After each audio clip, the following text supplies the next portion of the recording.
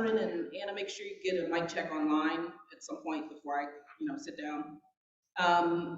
So welcome everyone. Um, my name is Dr. Latoya Brackett. I'm Assistant Professor of African American Studies and a member of the leadership team for the Race Pedagogy Institute. And I want to thank everyone for being here and joining us this evening, both in person. This is a pretty good showing. This is amazing. Thank y'all. A lot of students. I'm loving that. All right. Okay, call response. A lot of students. I'm loving that. Can I get some energy? We're all trying to get through the darkness of this winter, so let's do it together. All right, so we got in person, and we also have folks on Zoom. I know we've had some already check in, but I know we had about 85 folks that had registered, and also that some of those folks actually represent us in Washington, D.C. So we really hope that they're checking in tonight with us and joining for this talk. So before we get started, I want to start off with a land acknowledgement. This statement was developed at the 2018 Race Pedagogy National Conference by former Director of Race Pedagogy Institute, Dr. Dexter Gordon, and RPI leadership team member, Dr. Grace Livingston, alongside Bina McLeod of Chief Fletcher Schools and RPI community partners. We begin this session with the heartfelt acknowledgement of the Puyallup Nation on whose land we stand. Despite being the targets of invasion, occupation, and displacement leading to centuries of trauma, the Puyallup people have extended to us the courtesy of a welcome to their home. We are guests and beneficiaries of this welcome. Through this acknowledgement, we signal our participation in reimagining the social constructs between Native people and the rest of us who have shown up through different routes to these Native nations. Our solidarity is with Native people and their efforts to end generations of historical trauma. Breathe in the beauty of these settings beside the Salish Sea.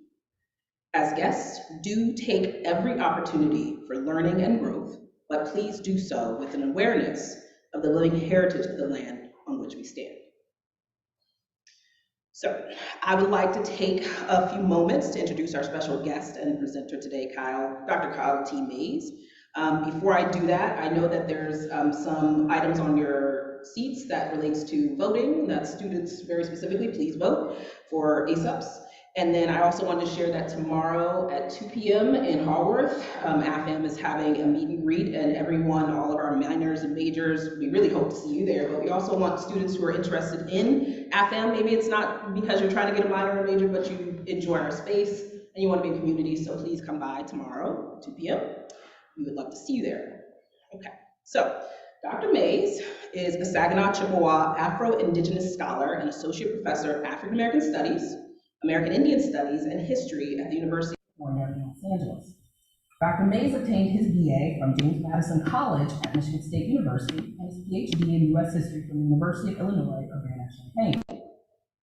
His scholarship and pedagogy takes a transdisciplinary approach utilizing urban history, Afro-Indigenous studies, and contemporary popular culture. At UCLA, in addition to his teaching, he mentors graduate students interested in 20th century urban history, comparative histories of race in the US, global indigeneity and popular culture, historically and today. Dr. Mays is the author of 3 books, Cities of Dispossessions, Indigenous Peoples, African Americans and the Creation of Modern Detroit, Hip Hop Beats, Indigenous Rhymes, Modernity and Hip Hop in Indigenous North America, and An Afro-Indigenous History of the United States. In his 2021 book, An Afro-Indigenous History of the United States, he argues that African enslavement and indigenous dispossession have been central to the founding of the United States. In this text, he explores how Black and Indigenous peoples have resisted U.S. democracy from the founding of the U.S. to present today. It is the focus and content of this book that align greatly with AFAM and RPI's desired goals this year in bringing more content to campus in which we discuss the plights of the oppressed alongside each other. Additionally, it was my recommendation that perhaps Dr. Mays could bring some of that discussion to our campus. One of the cool things about academia is getting to invite scholars you read in school and have transferred over to teaching as a professor to campus to engage with yourself, your colleagues, and your students, so bringing them to engage with all of us. But what I have to say is even more impactful is when you're able to invite folks you have crossed paths with and shared professors, mentors, colleagues within your own joint time of learning. Dr. Mays and myself shared overlapping time at Michigan State. Not the same points in our academic careers, but we had been in communal spaces together. Something I always tell my students about regarding their time here at Puget Sound is you never know how someone you only speak to in classes might be someone you reconnect with or find a new purpose in many years down the road. One of the best parts during those years is witnessing and knowing from where your peers were to where they are going. I get pure joy out of seeing the accomplishment of Black folks I knew back when. Having it be that Dr. Mays' work on Afro-Indigenous communities appeared in the searches that I had, appeared in my searches, right, online, was a really dope moment for me. I was like, wait, Kyle Mays from Michigan State? And I was like, yep, pretty dope. So anyways, having the opportunity to share another communal space with him in which I'm learning from him, not necessarily beside him, is another reason I truly can appreciate academia. I do hope you all appreciate this space tonight as much as I think I will. So without further ado, please give a round of applause and warm welcome to our guest speaker, Dr. Kyle Mays, and his lecture on reparations, decolonization, land, and the search for reparatory justice.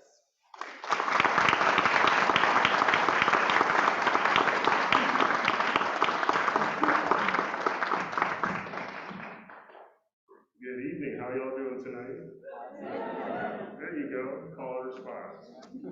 Y'all grew up in a Black church too. Well, it's good to be here. Thank you for the introduction. I just want to double check to make sure we're not forgetting our comrades online. Everything good? All right, cool. So I'm just going to get into it. But I do want to first say, Chimi Butcher, thank you very much for coming out to this event and those with us online. I never take these opportunities for granted. It's always pretty humbling. Always a slight bit of nervousness, even still talking in front of very smart, intellectual people. So I'm excited to be here. I'm going to talk for a little bit, and then I'm looking forward to some wonderful Q&A. And all I ask for is respect for your peers around you and myself. You know, whether you agree with some of the things I do or not is not even really the point. The whole point is just so we learn and build together and go on from here. Because I hope we would all agree that things like white supremacy and settler colonialism are at the very least just terrible things that have happened and have afterlives that continue on to the present. Now, if you don't agree with that, that's fine. Maybe you want to leave now, I don't know. No, stay, learn. It's all good. But we're here to learn together. Is that cool with everyone? Yeah. Wait, that's cool with everyone? Yeah. All right, okay. So, let me make sure. Am I using the clicker here? Or no? Keyboard. There we go. Cool. So, I'm Black in Saginaw Chippewa, and I want to begin with a recent ancestor of mine. My great-grandmother, Esther Charbus Mays, on my father's side, was a Saginaw Chippewa woman who traveled from the reservation, the Saginaw Chippewa Reservation, to Detroit in the spring of 1940. And why is it important to begin with my own positionality and that of ancestors?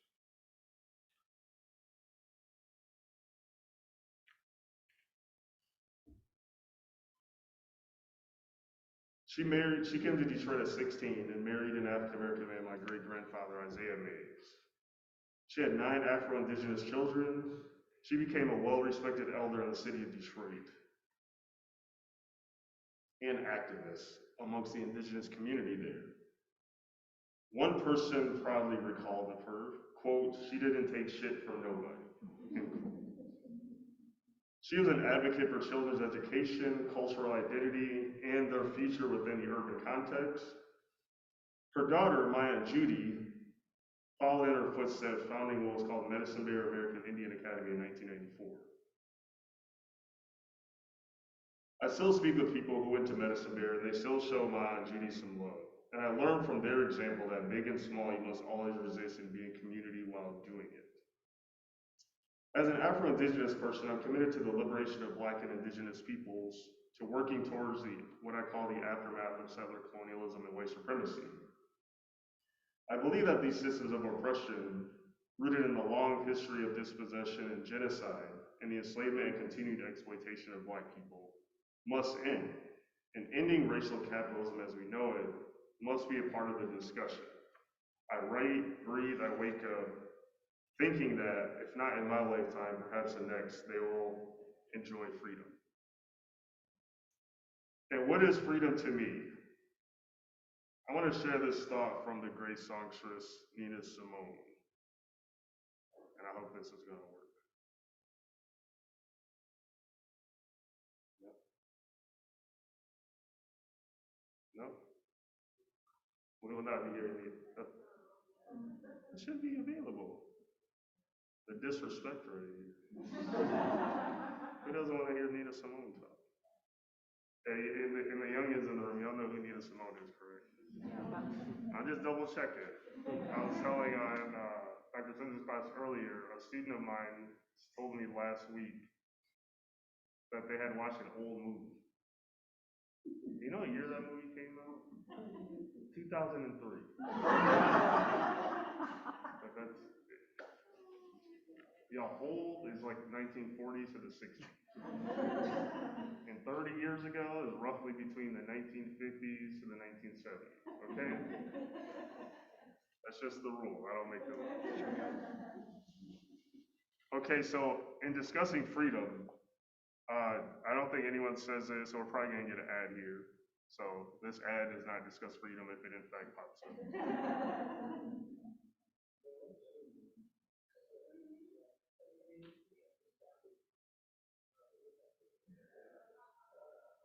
How we do volume?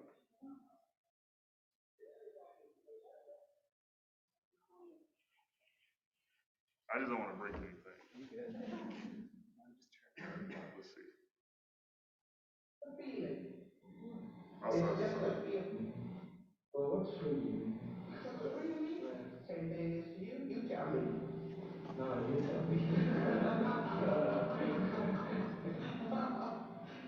Because I've been talking for such just a feeling. It's just a feeling. It's like how you tell somebody how it feels to be in love. How are you going to tell anybody who has not been in love how it feels to be in love? You cannot do it to save your life. You can describe things, but you can't tell them. But you know it when it happens. That's what I mean by free. I've had a couple of times on stage when I really felt free. And that's something else. So it was something else. Like, like, I'll tell you what freedom is to me. No fear. I mean, really, no fear. If I could have that half of my life, no fear. Lots of children have no fear. That's the closest way, that's the only way I can describe it. That's not all of it. But it is something to really, really feel.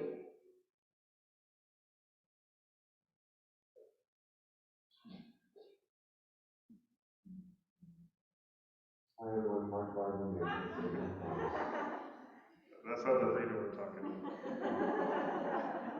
Although I support this actually. Self-debate. So I actually support that. So let's see how do I get back here.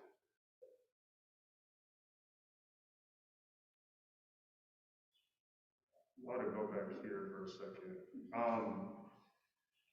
So let's see if this is better, slightly better. All right, cool. Calls for reparations. I'm gonna turn this down so bad. Calls for reparations for better. Wait. Cool. Better. Cool. Call for reparations for African Americans have existed since the era of enslavement. There are increasing calls for justice in the form of reparations in at least a few cities, such as Asheville, North Carolina, and Evanston, Illinois, have implemented some version of reparations as a local policy. California, my home state right now, has studied it and passed legislation to return stolen land from a black family, the Bruce family in the 1920s, and they awarded them $20 million, which is probably not enough actually. And it's currently figuring out how to implement reparations for people of African descent who can prove that they descended from an enslaved person. In Kirsten Mullen and William Darity's book From Here to Equality, they argue that the United States would have to pay the descendants of enslaved Africans between $15 to $21 trillion. Again, $15 to $21 trillion for slavery and subsequent racism that impeded African Americans from building wealth. Reparations is an important topic within Black communities and a question of much debate in broader society too. In a 2021 poll, 72% of white Americans opposed reparations, while 86% of African Americans supported it. Again, 72% of white Americans opposed reparations, while 86% African Americans supported it. Nevertheless, we know hardly anything about reparations for Native Americans. Even as reparations has garnered public debate, it is hardly expanded upon into any traction at the federal level, outside of kind of being introduced into Congress for at least since the 1980s. While this reckoning with race has focused on anti-Black racism, and rightly so, an emerging discourse on indigeneity, especially land returns, has been an important part of Indigenous communities and what they call the landback movement.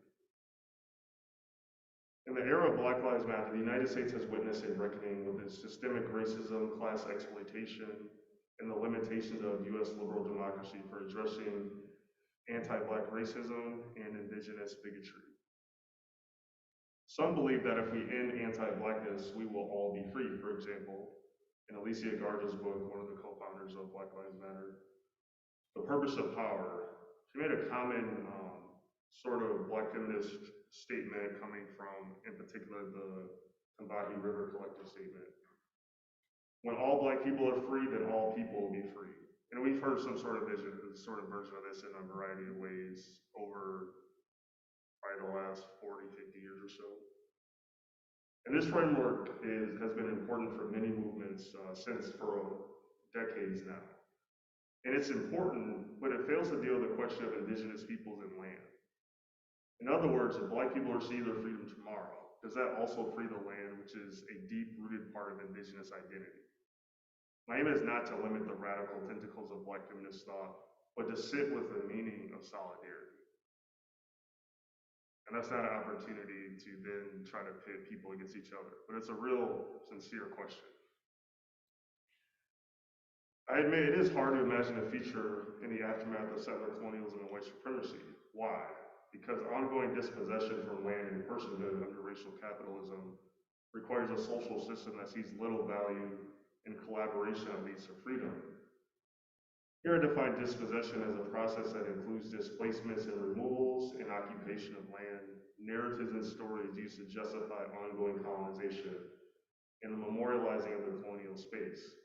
For instance, I was asked everyone here, think about what you learned, whether in grade school, middle school, high school, it doesn't matter where you're from in the world.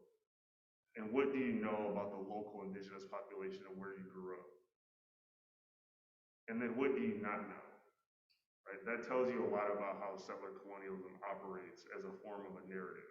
So you can just assume that people live on faraway reservations, even though 80% of Indigenous peoples live in cities. Right? We can assume these certain things, that they have long disappeared and are not a part of our national consciousness. Other iterations of dispossession and narrative form exist too, whether that's the creation of prisons, and what's the point of a prison? To send people away, to disappear them from society, right? It's another example. I live in Los Angeles, in downtown Los Angeles, near Skid Row, and how those people are displaced and treated daily by police presence who constantly removes them and their belongings. These are different iterations of the same logic of settler colonialism, displacing people, or how people are priced out. You might call it gentrification, I just call it ongoing colonialism out of certain neighborhoods. These are different examples of how that exists well into the present. Why are these narratives important for dispossession? As Palestinian scholar Edward Said wrote, quote, "There is no doubt that imaginative geography and history help the mind to intensify its own sense of self by dramatizing the distance and difference between what is close to it and what is far away." End quote. Settlers use narratives not only to justify and create distance between themselves and a violent, unending colonization, but to rewrite history as if it was their God-given right to be the original people of the land. There's also the matter of should we even compare Black and Indigenous experiences in the first place? While we can assume that we should, I think it's important to spend time on the question. Of course, settler capitalists have deliberately set the system to work as such. And the questions that undergird my approach and analysis on this topic are simple. What is the relationship between Blackness and indigeneity? You might say Black and Indigenous people too. What has been the impact of settler colonialism, white supremacy, and racial capitalism on Black and Indigenous peoples? And what kind of world do we want to build and be a part of in the aftermath of settler colonialism and white supremacy?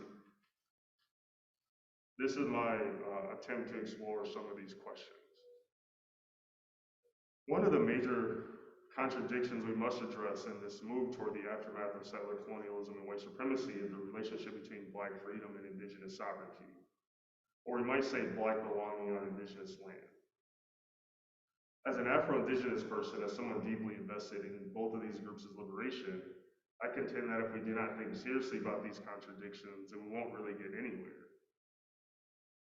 The paradox I want to explore calls for reparations and decolonization, specifically the question of land.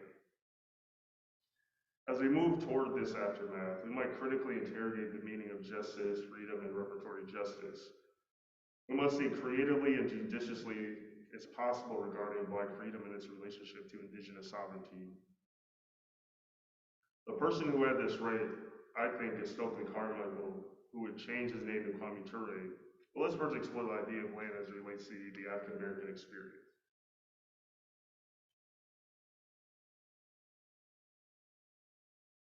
Y'all heard the era of Reconstruction? I'm just gonna give you some boring history lessons really quickly. So if you gotta check out and then check Wikipedia really quickly, 5 or 10 minutes on Reconstruction, I'm cool with that. But it's one of the most amazing periods in U.S. history, though. And if you haven't read Black Reconstruction, it's like this.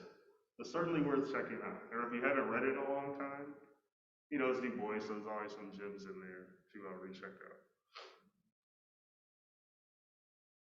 The era of Reconstruction was a pivotal moment of Black freedom, a momentary possibility of abolition democracy. Black people, for the first time, were able to vote, serve in the government, and some were able to secure land. For example, Black people in South Carolina and the islands off that coast were able to acquire land taken from former plantation owners during the Civil War, though it was later taken from them after Reconstruction. The United States did several things to capture Southern plantation owner land. The U.S. Revenue Act of 1862 seized land from Southern slave owners who did not pay taxes to the Union. After President Abraham Lincoln proclaimed the Emancipation Proclamation, formerly enslaved people had the opportunity to purchase land sold at auction. Skipping ahead here when I could get into the whole Civil War. Although the important thing when we teach the Civil War, we rarely discuss the simultaneous genocide happening against Indigenous peoples. So Black people are fighting with their lives for their own freedom, and there's also a genocide happening at the same time. We need to do a better job of talking about these things simultaneously as scholars, historians, and so forth. On January 16, 1865, Union Army General William T. Sherman declared Special Field Orders Number 15. This order planned out that the redistribution of seized Confederate land in Florida, Georgia, and South Carolina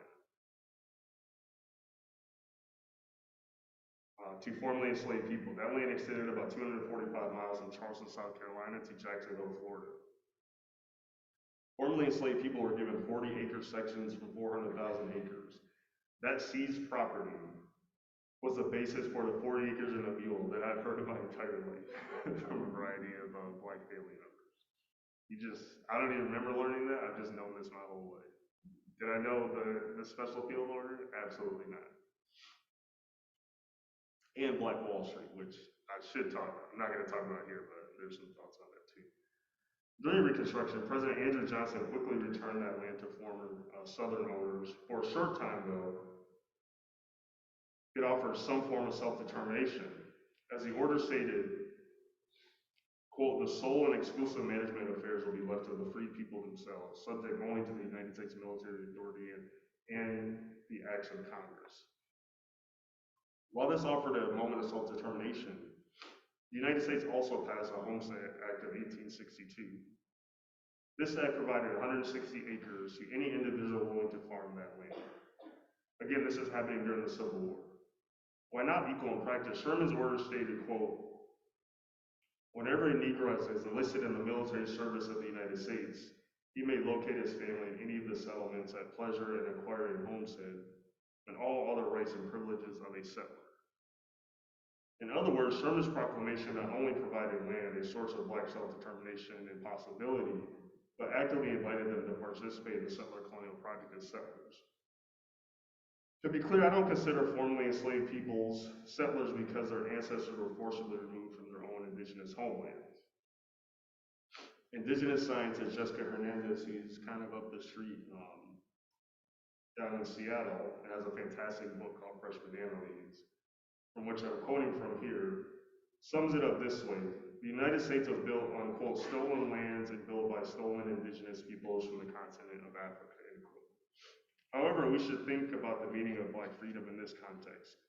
Who was removed and consider the relationship between Black freedom, the expansion of democracy, and the simultaneous further dispossession of indigenous peoples?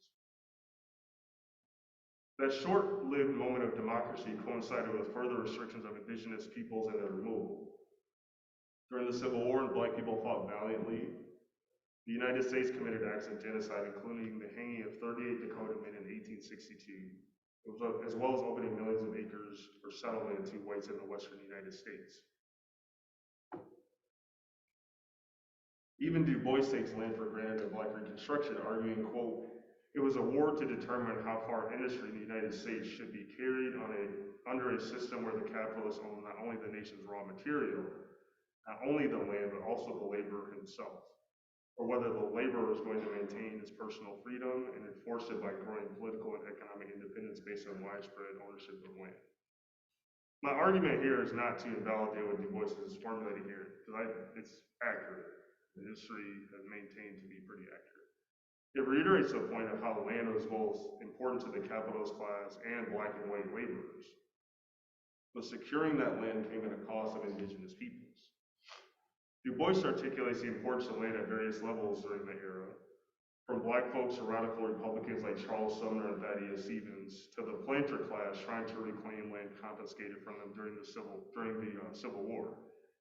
Quote, again and again, crudely but logically, the Negroes expressed their right to land and deep importance of this right.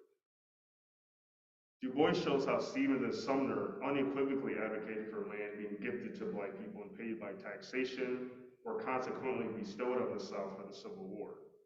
Du Bois takes up this argument by suggesting for 250 years the Negroes had worked on this land, and by every analogy in history, when they were emancipated, the land ought to have belonged in large part to the workers.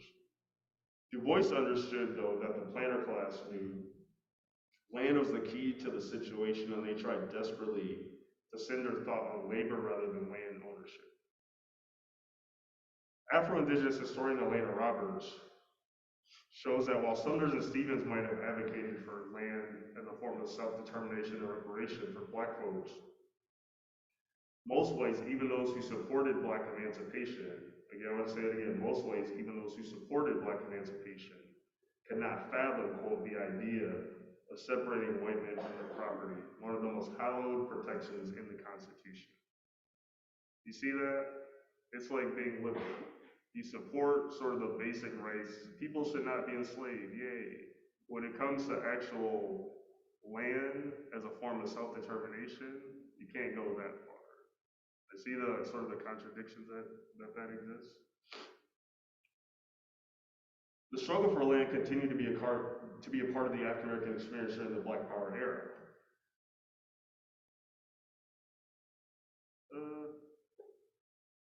I'll start with Dr. King here.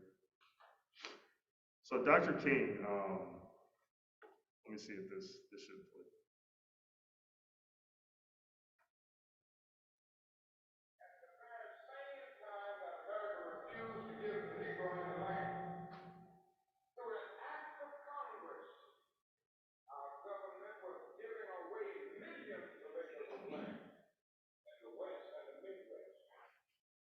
Meant that it was willing to undergird its white peasants from Europe with an economic floor. But not only did they give the land, they built land-grant colleges with government money to teach them how to farm.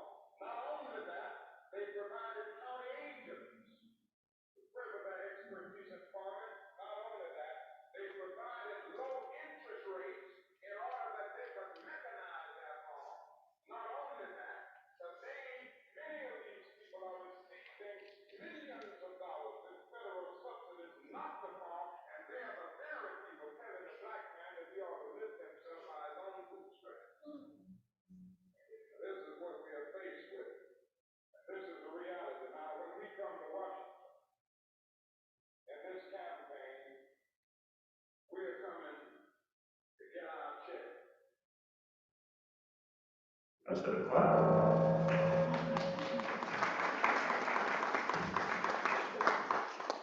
I'll get them checks, y'all. Mic check, 1, 2, good. All right, cool. Right, so, wait, that's really loud. So Du Bois is talking about this in the late 19th century, Civil War Reconstruction, and also the early 20th century. And there's a fantastic book by Ira Katz-Nelson called When Affirmative Action Was White, published in 2005, focusing on all the government subsidies provided to white Americans in the 1930s, then after like the GI Bill is another example, and the exclusion of white domestic workers, Latinx farmers, and indigenous peoples are not really a part of that conversation. There's a whole fantastic history written about this. So it's a fundamental part of the development of white wealth.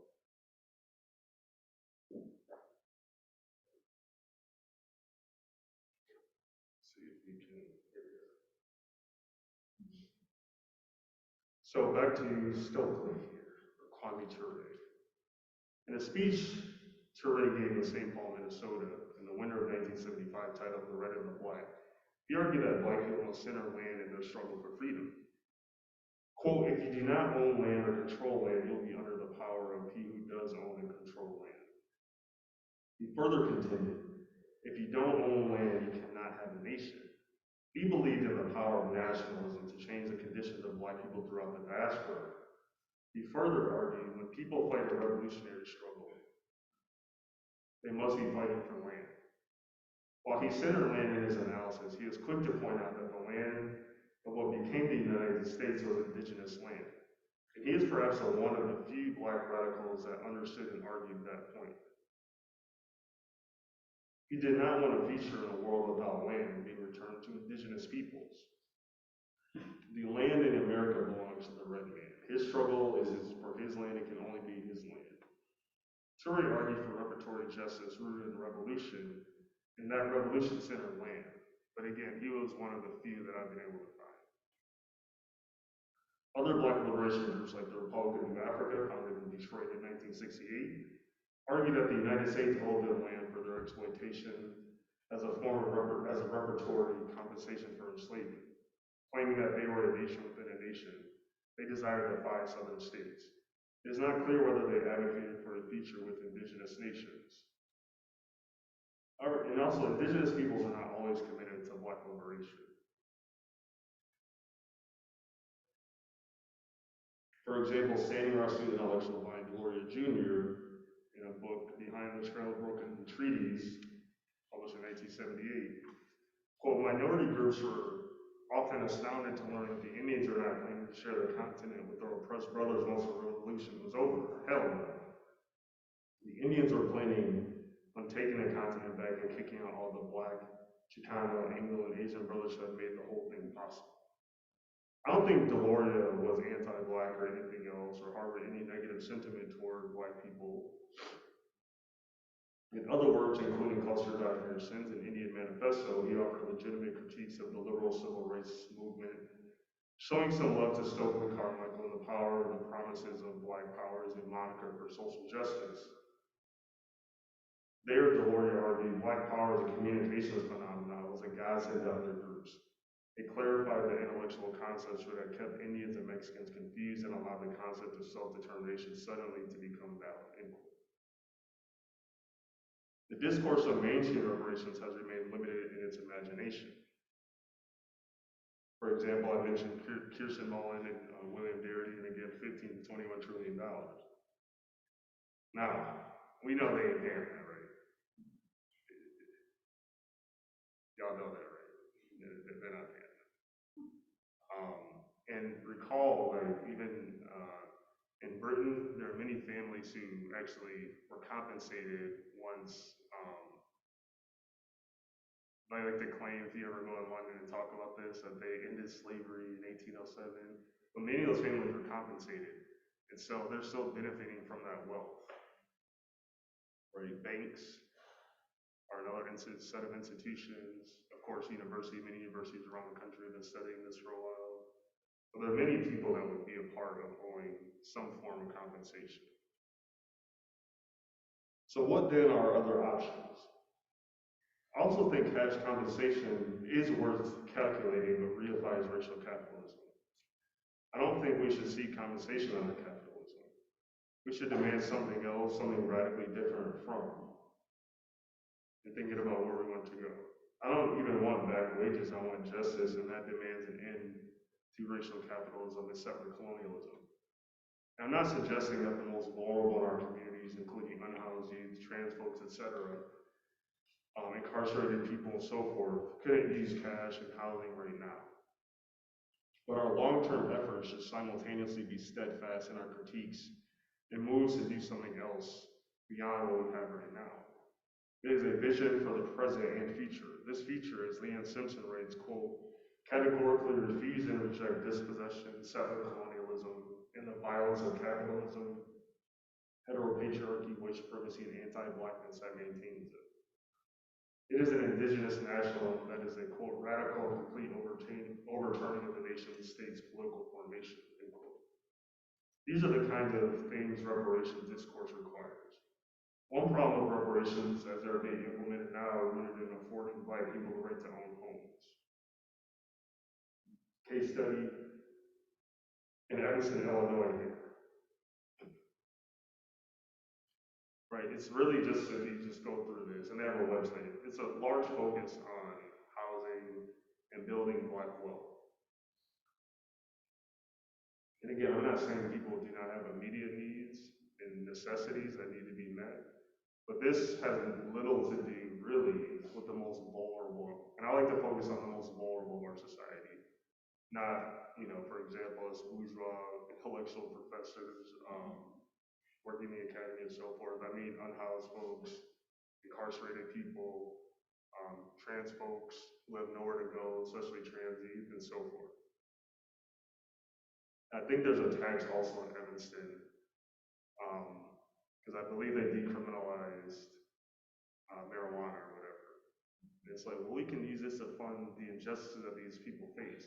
And I'm not saying that they don't deserve some compensation, but in my very strict idea of reparations, this is not reparations at all. This is just giving something that these people are owed anyways because of simple discriminatory practices. Equity, and for those who even have a few dollars in their pocket, equity and generational wealth are going to end anti-Blackness. It's just not something that has ended anti-Blackness. There's too many numerous examples, Tulsa, Oklahoma, and although we like to forget and ignore the working class, working poor, and poor people that existed in Tulsa. Shout out to Robin Kelly for that one. Another issue of mainstream reparation discourse lacks a critical reckoning of the fact that the United States is a settler colonial society. Enslaved Africans were exploited on indigenous land. In a report done, research and written by a collection of people in the state of California, they argue that those who give birth to an ancestor enslaved in the 19th century would be eligible for some compensation, though they're still working out what that might look like. They offer another recommendation to, quote, create forms of expression, acknowledgement, and remembrance of the trauma of state-sanctioned white supremacist terror, possibly including memorials and funding a long-term truth and reconciliation commission, end quote. I agree with these outcomes. However, my major concern is how these suggestions and discourses on reparations don't even mention land. The development of California from the mission to its statehood is fundamentally a settler colonial project. This project is based on a genocide committed against indigenous peoples in California.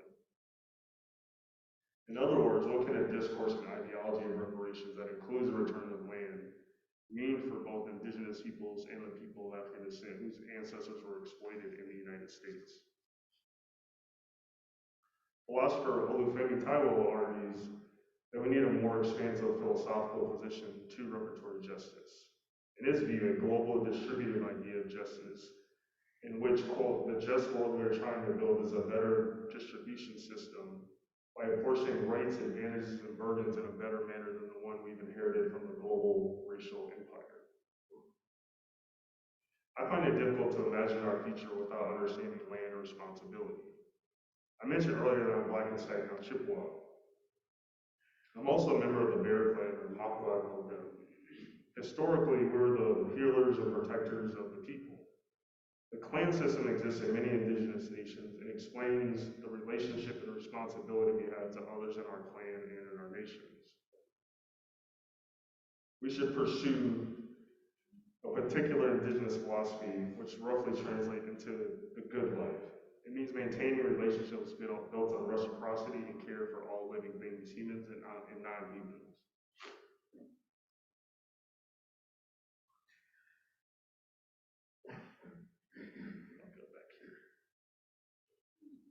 I would apply this Anishinaabe philosophy specifically to Black and indigenous communities, where it means being in kinship with one another. Pursuing this good life requires also that we center land. For Anishinaabe people, land is an inseparable part of our identity. We are a part of the land, and the land is a part of us.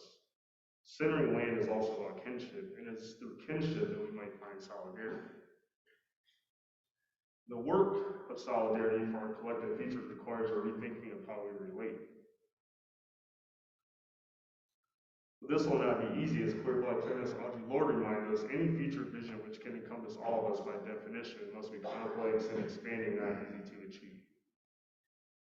All right, so for the young activists, solidarity is hard work, a lot of work, and it's not going to be easy to achieve, and that's the important part of it.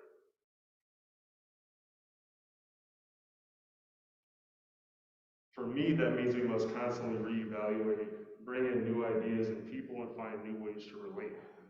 Perhaps it will build on Black and indigenous radical traditions, and might also require creating and developing new traditions.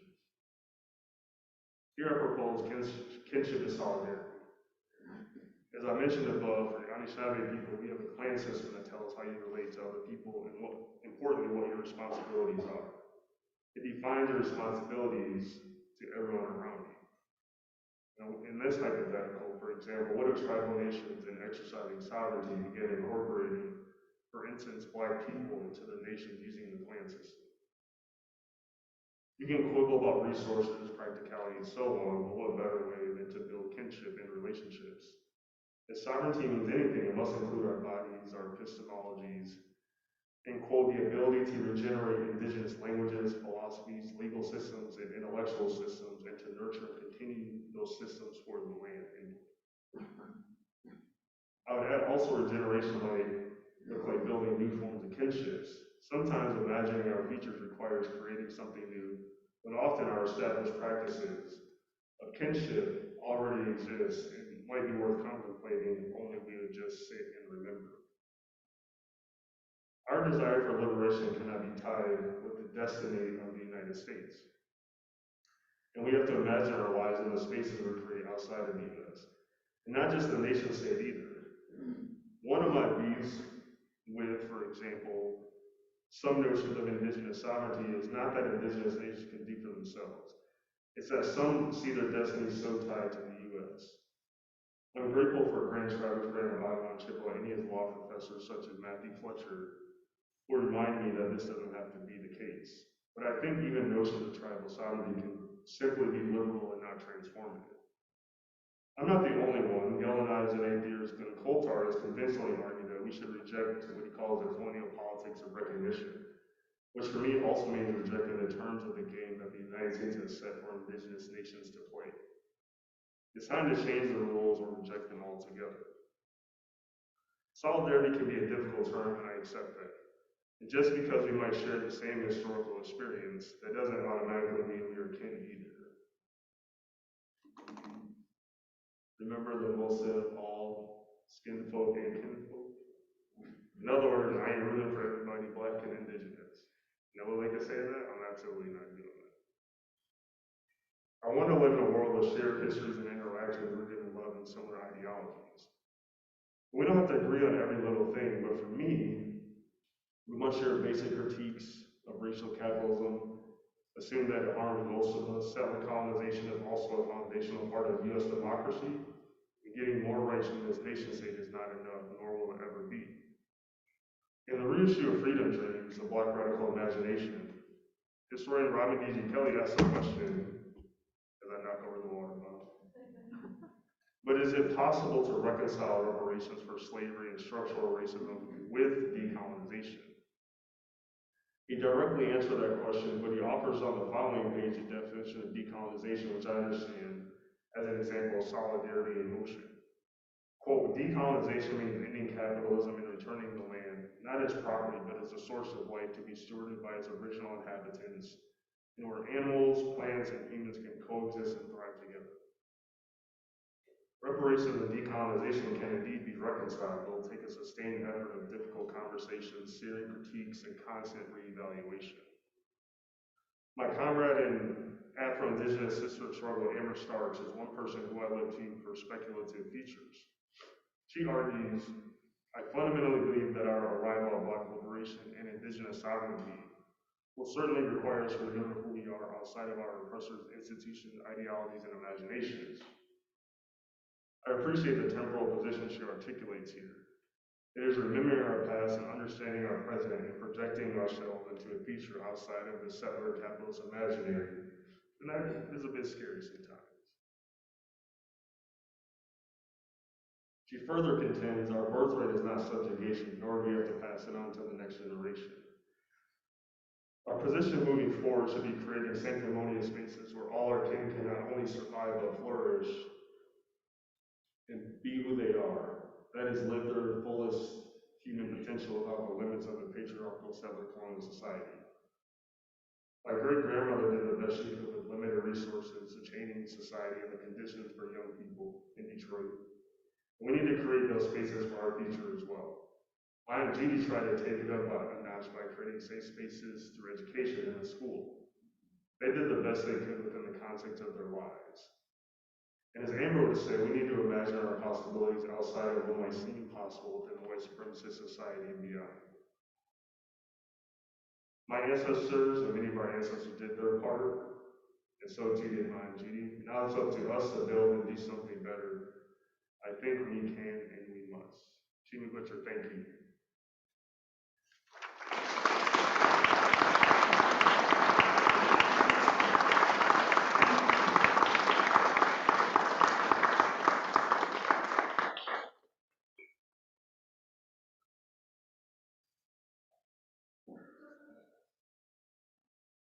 Here's a fun time with Q&A.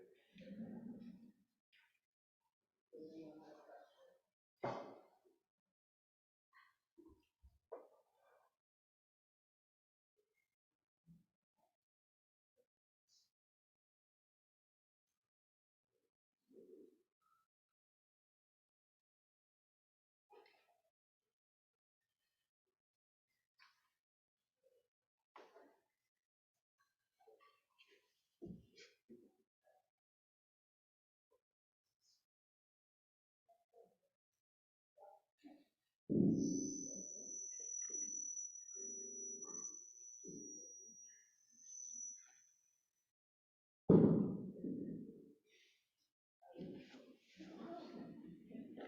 thank you so much for being here. Early in your talk, you mentioned a scholar, I think in Seattle. Could you say her name again? Jessica Hernandez. She's the author of a book called Fresh Banana Leaves. Fresh Banana Leaves. Thank you. Another hand?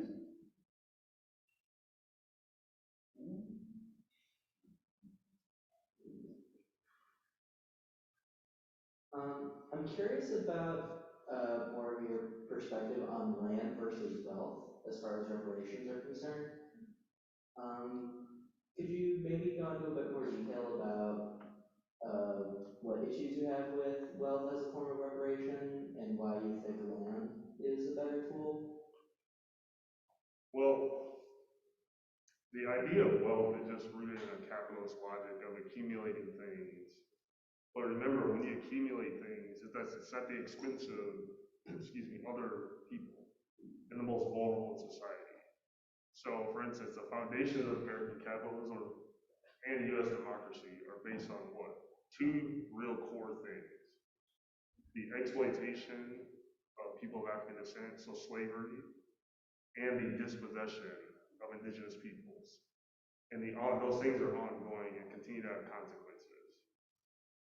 So I mentioned in the class earlier, there's a fantastic piece by my colleague at UCLA, Cheryl Harris, called Wait, This is Property, published in 1993. It's still very useful.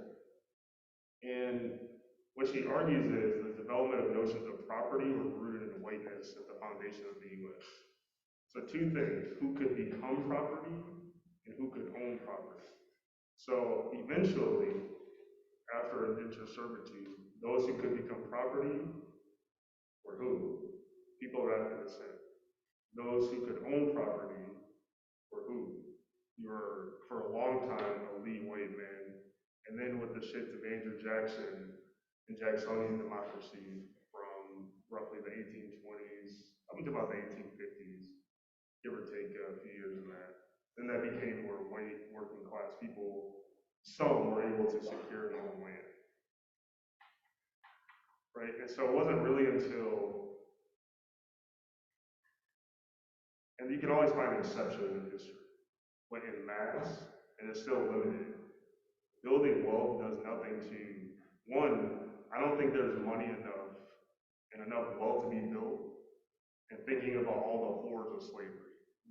We don't spend enough time thinking about the horrors and the terrible things that happened to Black people under that thing. So when I teach Frederick Douglass sometimes, and some of my students will say, I'm sorry, not Frederick Douglass, but Nat Turner. Why did they kill men, women, and children of slaves who owned them? And I have to remind them, you're not seeing the whole violence of slavery as an institution. And I'm not going to tell oppressed people how they should or should not get their own freedom. And that's the reality. And there's a great book by many radicals I've read called The Wretched of the Earth. And there's a great chapter called On Violence. My favorite chapter, though, is actually on national culture. I think it's kind of underrated in that discourse. But land, it's not about owning property in that sense. It's about how you relate to people and how you benefit from the land. And also your relationship to non-human species. We focus often way too much on humans instead of thinking that the land, it's not way too philosophical, but the land has a spirit and things that it provides to us, and our job is to be stewards of it, not exploiting it. Damn, you made me bring up Jacksonian democracy. Hi, oh boy. Thank you so much for this amazing talk. I was just curious on your ideas of how reparations in the United States, how those ideas might translate to other areas where Indigenous people have been dispossessed, such as, Canada, Greenland, Australia. So. I mean, to be honest, and I'm not saying that those nation states are perfect at all, but I think they've been a bit more progressive, at least in relationship to Indigenous peoples. Although when you talk to, I talked to my Indigenous comrades in Canada, they absolutely hate the Truth and Reconciliation thing that has happened since like 2013. They have so many legit critiques of how things have not been implemented. And I think the most legitimate ones are like, what about land that was stolen or coerced from people? And that's, for me, my strictest definition of decolonization. There's some other indigenous things around land around the world. So South Africa, I think in 2017, Twitter was blowing up, going wild, simply because the indigenous South Africans were taking, and this only was a few, taking their land back from the white Afrikaners. I didn't see the problem with it, because imagine somebody stole your nice MacBook computer that cost you $2,500, and they put some modifications on it, continue building from it, benefiting, they're just waving around for you. And then now you have the time and ability to take that back. Would y'all not get that laptop back? I'm going to get mine, right? And to me, it's just. I don't care how long you've been living there. If you're building off of that and it was coerced and stolen, you need to return that. It's just the right thing to do. And it's not, nobody wants an apology. You know how you apologize? Giving that land back. If you stole something and then benefited from it, give it back.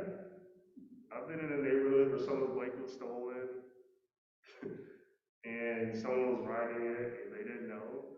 You talk to so-and-so and you had to get that bike back. Right? Even in the hood, there are definite definitions of compensating or returning things to people. Right? With no apology, just return the thing that was stolen that you got secondhand. That's it. I never, or Zimbabwe is another example.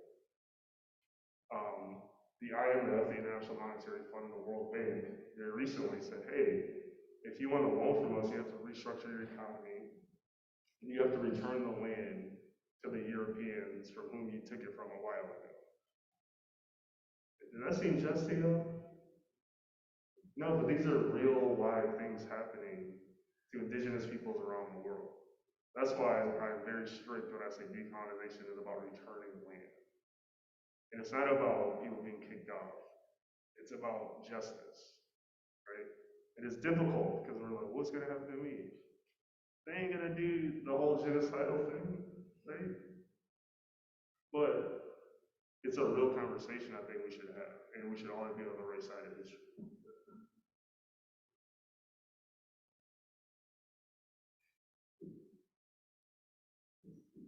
Again, thank you for being here and giving this talk. You mentioned or referenced, I guess, the belief that a struggle for revolution or freedom has to be in pursuit of like fighting for land. And I wondered if you can talk a little more about the relation to national identity and like the importance of that in terms of like the struggle for acquiring land. Yeah, it's a deep question now. Let's see here.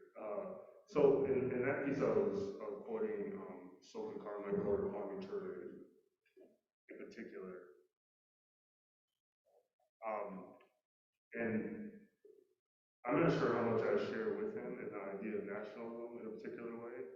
Although, to be fair, I think his idea of nationalism is more closely aligned with Pan-Africanism, of course, which is more closely aligned with probably thinking beyond the nation state. And I think his idea of nationalism was particularly tied to just a particular area of land. When you're working within the context of indigenous nations, which is slightly different, as in there are, 574 federally recognized, many state recognized tribes, some who are not recognized by the state at all. And so their ideas of land and reparations might vary and be kind of different. So in this sense, at least for a moment, nationalism might have a particular meaning depending on the tribal nation. But still, I think all of them should seek in some way, this is my opinion on it, rejecting the politics of recognition. In other words, I understand the practicality of it for resources right now, but why do we need to be recognized by a colonial state?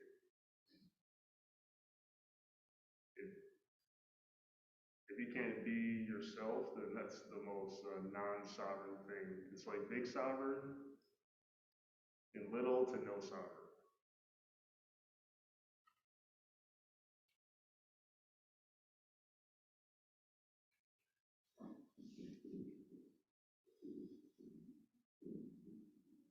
I was wondering if you could talk a little bit more about the imagination in the creation of the future.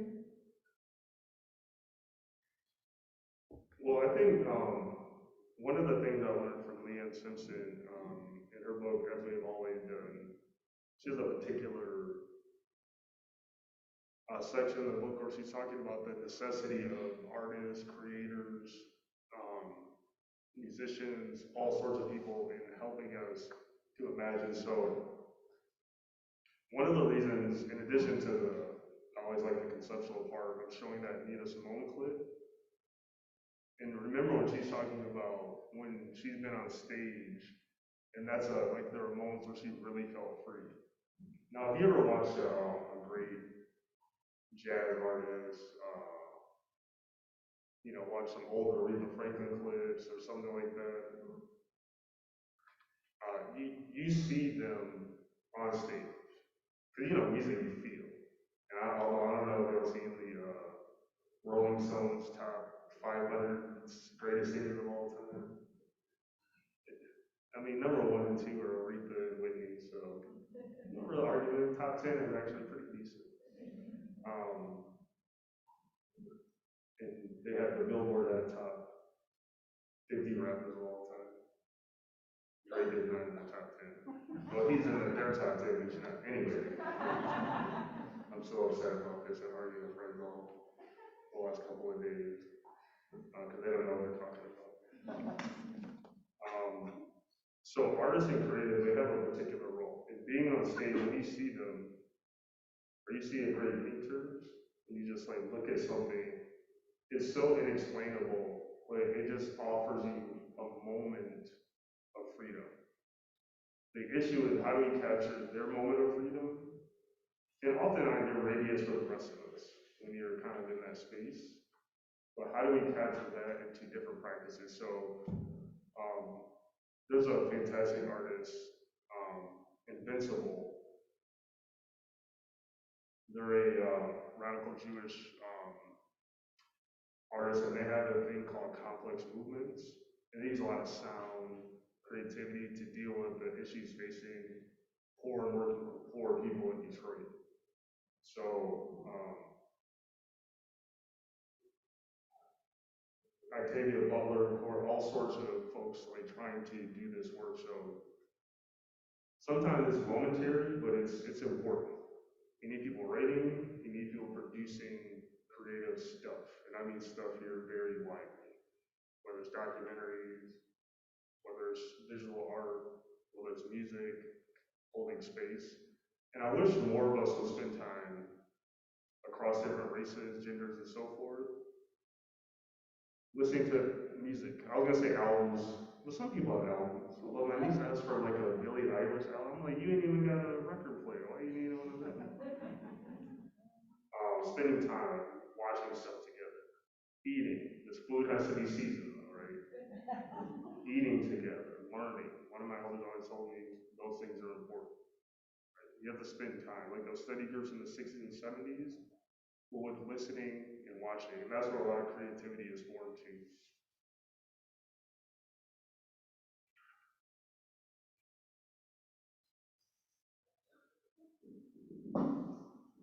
This question comes from online.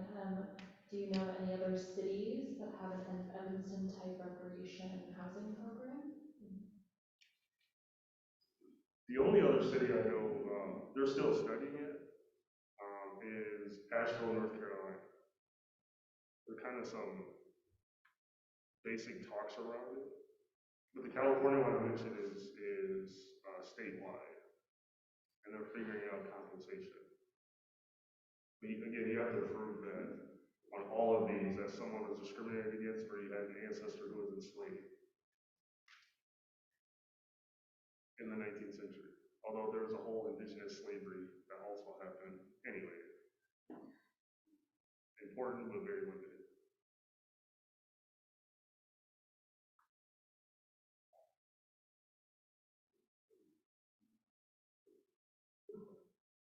Okay.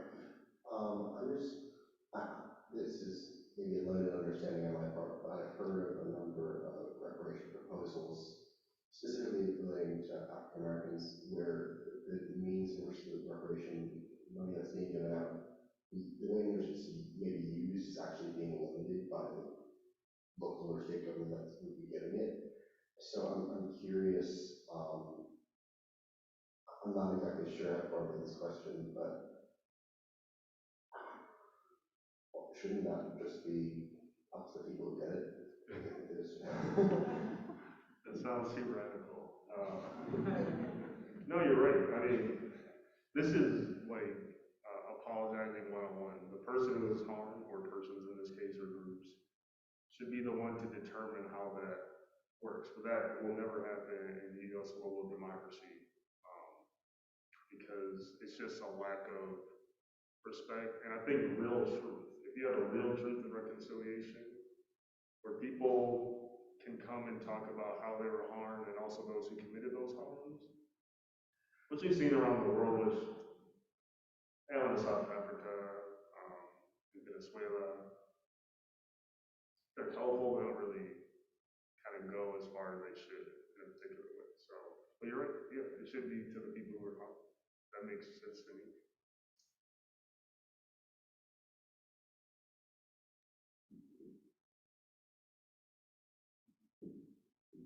I'm wondering if there are any projects in the U.S. or in the globe that you think are doing reparations work to kind of slip out from this colonial capitalist framework of it that you look up to?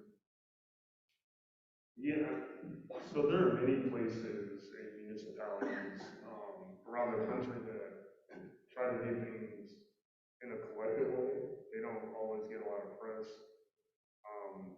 I'm blanking on the name, even though I've written about them.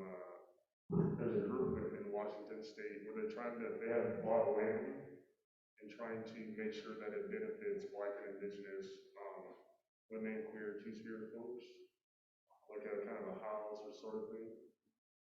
I'm sorry, I'm blanking on the name right now. I believe it's in Auburn, Washington. Is that a place in Washington? Am I making this up? That's right down the road. Oh, right down the road? Yeah, I can't think of the name, but it was in the Seattle Times sometime maybe in April, May, or June. It was somewhere in the spring or early summer. Hi, thank you once again for being here today. Your talk was very interesting. I'm glad I got to be here. Kind of related to the previous question, some of the Indigenous-led projects that I have seen most prominently in my day-to-day life have been the methadone clinic in Sequim, Washington, led by the Saginaw tribe, and also I first heard about this last week, but a logistics company that the Puyallup tribe is starting in the Florida Tacoma, and these initiatives seem to me like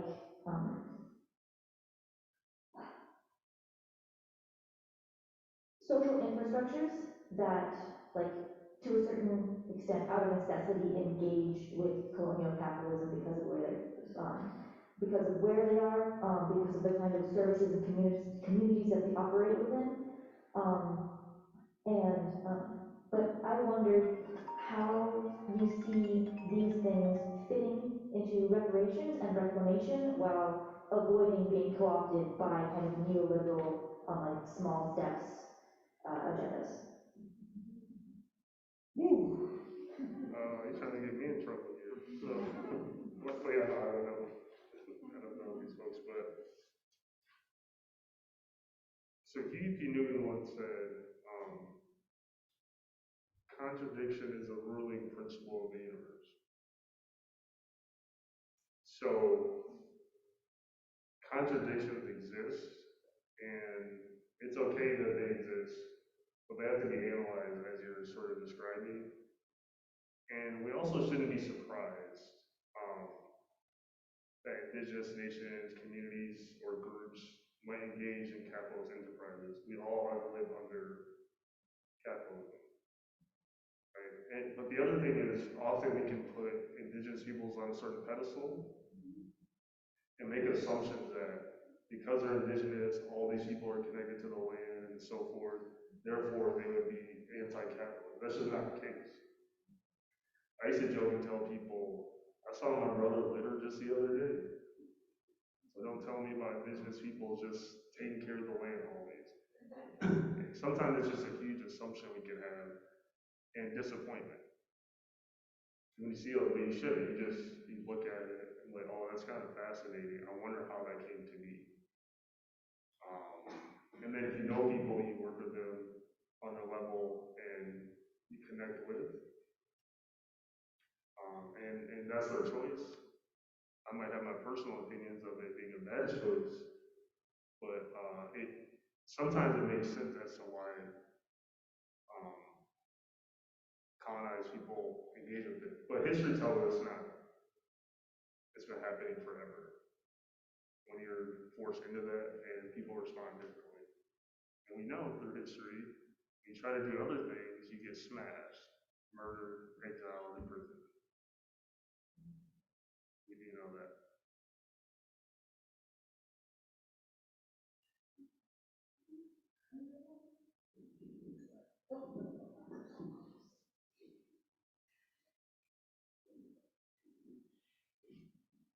Thank you so much for all that you've shared with us, and it's been so illuminating.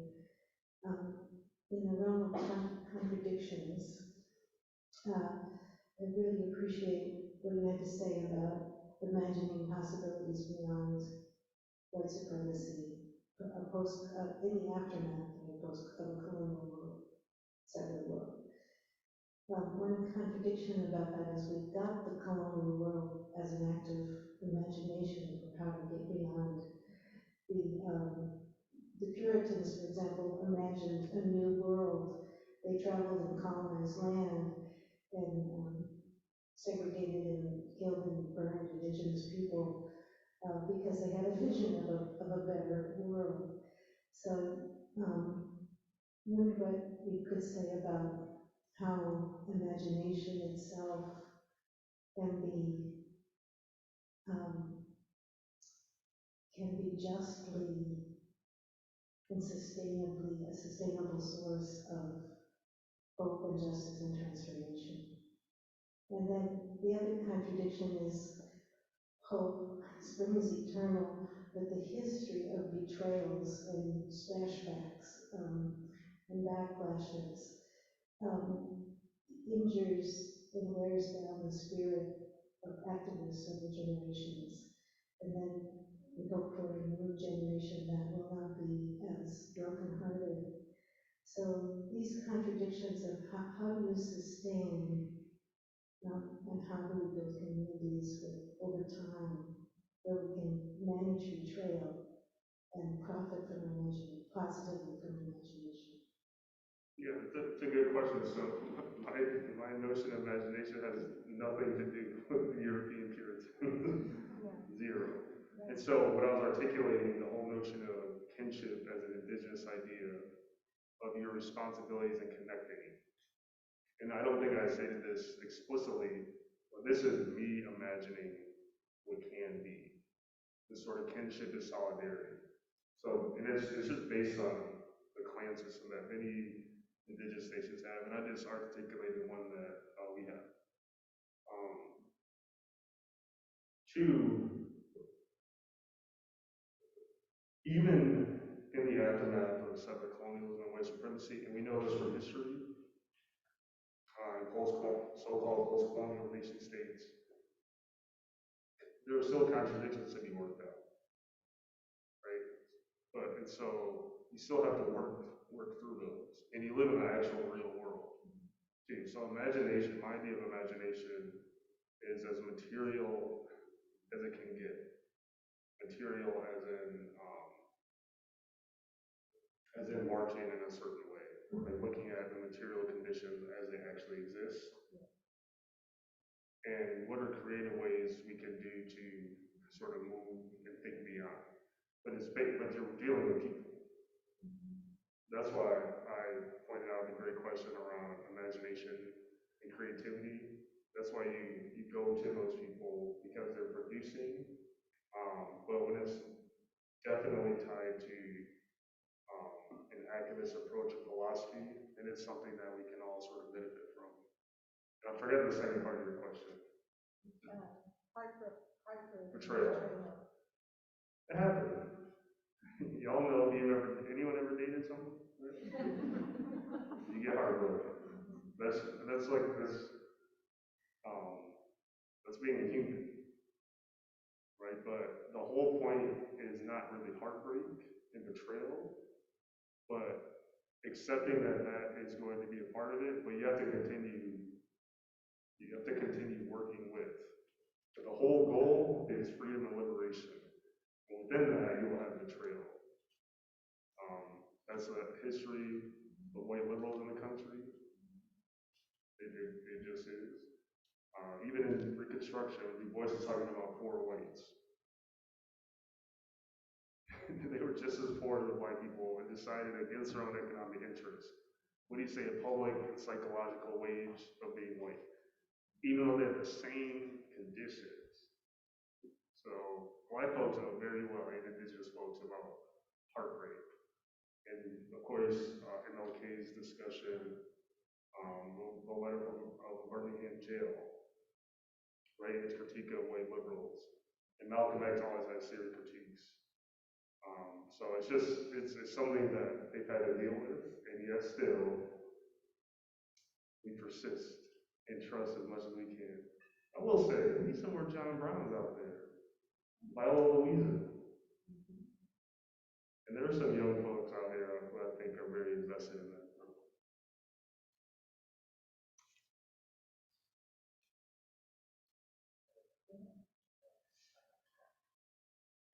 Thank you as well for being here. I apologize if this was discussed, I came in late, but looking at like the history of socioeconomic uprisings, cyclical history, what are your thoughts on breaking that cycle? I don't know if that question makes sense, but it's kind of like if you study the history, it's like big moments in history happen and there was, an upswing and we think that we're gonna turn the corner and then that makes sense. Yeah, I have like different case studies in my head. It's hard because, often even in nation states, when that's the focus, they can kind of get some momentary possibilities of freedom. But then there's a whole international world that exists. And when they try to deal with that, there are other people constantly meddling in their business. So, for instance, Gaddafi, and there are many issues with Gaddafi, right? But he was trying to get a whole African issue, and there are many reasons why he could have been murdered, but that was certainly one of them, right? Kwame Nkrumah trying to do something similar way earlier, and again, there are many contradictions to all these things. But when you start, even going at the local is hard enough. When you start trying to do things transnationally, it's like you're doing way too much. And then there are powers of the world to make sure that cannot happen. And it's just difficult to kind of accept, to see that. But this is what happens over and over. And it's not really an answer at all. But you just looking at history and the issues that happen and the powers that be are like, well, this can't happen, so let's create a coup with democratically elected officials. Another coup. And of course, it's always the U.S. is involved, of course. I was thinking of Kwame Nkrumah going to Ghana, and yeah, the CIA was involved in that. So, and a lot of Ghanaians didn't know that. My students were teaching Ghanaians in 2019 about that. I said, here's the document that we read from the New York Times. Right? I want to make sure as people are leaving that they also know to get bookmarks from Race Pedagogy Institute and also stickers underneath the Black Minds Matter. So those folks who are and identify as Black, there's the My Minds Matter. Is that one over there? No. Come to our office tomorrow at 2 to get those. But the Black Minds Matter is something that two African American studies at the University of Puget Sound. So I wanted to share that with everyone. I don't want to keep people like in a organized timing, right? I know people usually ask questions sometimes a little bit afterwards, but make sure we give space to our speaker.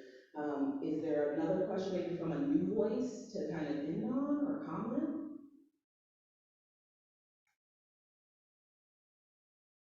All right. So Kyle looks like, oh wait. Oh, Yeah, fellow historian here. Everybody should read An Afro-Indigenous History. In American mythology that's sometimes known as history, goes by that name, Indigenous people are confined to the past, sometimes the tragic past. I'm wondering what your thoughts are on the power, the obstacle of that conception standing in the way of landback and standing in the way of that sort of imagination of the continent led by Indigenous people. It's strong. It's, as I like to say, is American is cherry pie. So it's sort of riffing off of H. Rap Brown, I think 69. American is cherry pie, and I like to add green bean casserole. It is deep, so myths around Thanksgiving. And I've had green bean casserole before, not bad. Not my favorite, but not bad. It's so deeply embedded in everyday discourse. Think about Halloween, costumes is a fantastic book that's still relevant for me. Well, two books. Philip DeLorean is Playing Indian. If people haven't, especially the students haven't read it, it's fantastic. And it, unfortunately, still very relevant. Even looking at the deep hole, the issue around mascots and why people are so wedded. And although they changed the name now, it's not that long ago, the Washington football team. And people being so wedded to something that's made up. I went to the University of Illinois, and they had a mascot that was allegedly retired in 2009, I think, although it continued to make appearances throughout campus. Chief Alano, yeah. And I would ask my students and act ignorant like I didn't know anything, can you tell me about this?